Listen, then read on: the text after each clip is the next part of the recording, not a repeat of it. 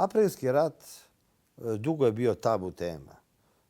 Komunistima odgovaralo da je vlada bila izdajnička, nesposobna. Nije se govorilo o tome da je praktično u zapadnim delovima je otvoren prolaz za nadiranje nemačkih trupa. Dobar deo zemlje je uzet bez borbe.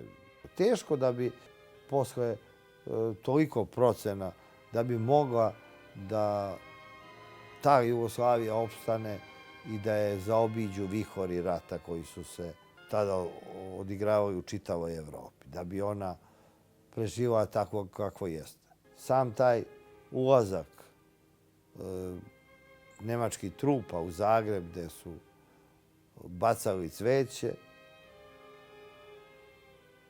i razlika sa Beogradom gde su morali da bacaju bombe i nisu smeli da uđu u Beograd pre nego što su ga potpuno razorili